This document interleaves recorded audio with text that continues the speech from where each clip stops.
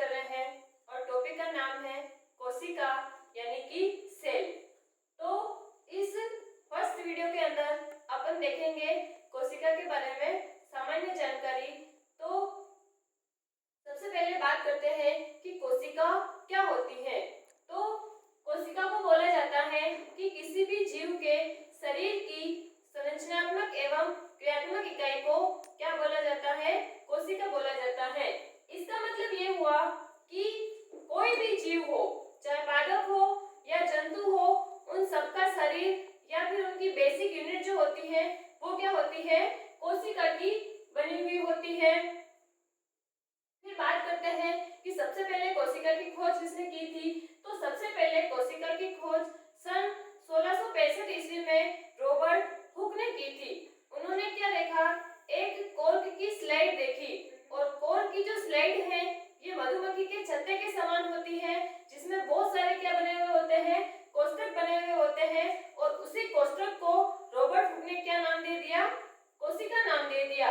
इस प्रकार से इन्होंने नॉन लिविंग सेल को सबसे पहले खोजा था, इसीलिए कोशिका का खोजकर्तापन किसको बोलते हैं, रॉबर्ट हुक को बोला जाता है। फिर बात करते हैं कि सबसे पहले जीवित कोशिका की खोज या फिर लिविंग सेल की खोज किसने की थी। तो वो की थी ल्यूवेनहॉक ने। और ल्यूवेनहॉक ने इसकी खोज कहां पर की थी या किसने की थी, तो उन्होंने की थी जीवाणु के अंदर एवं शुक्राणु के अंदर। यानी कि इसका मतलब ये हुआ कि जब वो खोज कर रहे थे तभी किसकी खोज हुई, जीवाणु की खोज हुई। और जीवाणु क्या होता है, एक सिंगल सेल होता है, और तभी इन्होंने क्या देखा, जीवित कोशिका को देखा। इसीलिए ल्यूवेनहॉक को क्या बोला जाता है, जीवाणु को खोज करता, और इसी को अपन बोलते हैं फादर ऑफ बैक्टीरियोलॉजी। फिर बात करते हैं नए नए वैज्ञानिक आए और उन्होंने क्या प्रस्तुत किया, कोशिका सिद्धांत प्रस्तुत किया। और कोशिका का सिद्धांत प्रस्तुत करने वाले दो वैज्ञानिक थे, उसमें से एक था स्लाइडेन और दूसरा था स्वान। इन दोनों ने 1838 एंड 39 में कोशिका सिद्धांत को प्रस्तुत किया। और इन्होंने क्या बताया कि कोई भी जीव, चाहे पादप हो चाहे जंतु हो, उनका शरीर किससे मिलकर बना हुआ होता है, कोशिका से मिलकर बना होता है। इस प्रकार से इन्होंने कोशिका सिद्धांत को प्रस्तुत कर दिया। लेकिन इन दोनों वैज्ञानिकों ने ये नहीं बताया कि जब जीव जन्म लेता है तो धीरे धीरे बाद में क्या होता है, उनके शरीर में कोशिकाओं की संख्या बढ़ती है, यानी कि क्या होता है, जीव की वृद्धि होती है। इसका मतलब क्या हो रहा है कि उसके जीव में कोशिकाओं की संख्या निरंतर बढ़ रही है। तो नई कोशिका का निर्माण कैसे होता है, इसको बताने में ये दोनों वैज्ञानिक क्या हो गए, असफल हो गए। फिर बाद में 1855 के अंदर एक वैज्ञानिक आए जिनका नाम था रुडोल्फ विर्चो। और रुडोल्फ विर्चो ने क्या बताया कि जो जीव की वृद्धि होती है और नई कोशिका का जो निर्माण होता है वो पहले से उपस्थित कोशिका में विभाजन से होता है। इस प्रकार से इन्होंने नई कोशिका के निर्माण को बताया।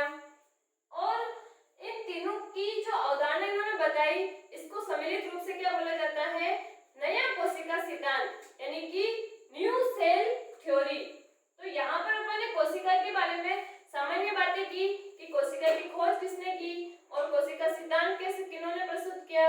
इसके अलावा कोशिका नई बनती कैसे है उसके बारे में बात की। फिर बात करते हैं कि किसी भी जीव के अंदर कोशिका की संख्या कितनी होगी।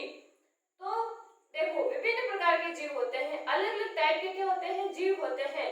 तो अलग अलग जीवों में कोशिकाओं की संख्या क्या होती है, अलग अलग होती है, लेकिन उनकी संख्या क्या होती है, निश्चित होती है।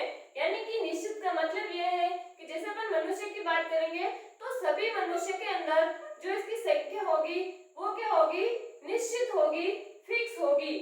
अब बात करते हैं संख्या के आधार पर जो जीव होते हैं ये दो प्रकार के होते हैं। उसमें से पहला होता है एक कोशिकीय जीव, यानी कि यूनिसेल्युलर ऑर्गेनिज्म, जिसका शरीर केवल एक कोशिका से बना होता है, जैसा कि नाम से समझ में आ रहा है। और इसके बहुत अच्छे उदाहरण हैं अमीबा एंड पैरामीशियम। इसके अलावा और बात करते हैं, जैसे कि अपन बात करते हैं युग्मक के बारे में।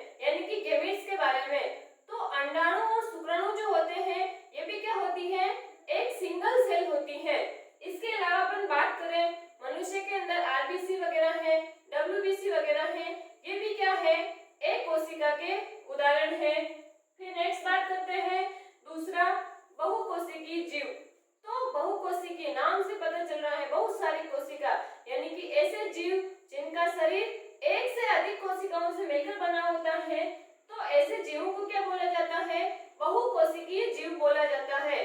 तो कुछ जीवों को छोड़ दे, जैसे कि अमीबा है, पैरामीशियम है, यूग्लिना है, जीवाणु है, इनको छोड़कर अन्य जो सभी पादप एवं जंतु हैं उनका शरीर क्या होता है, बहुकोशिकीय होता है, यानी कि बहुत सारी कोशिकाओं के समूह से मिलकर बना हुआ होता है।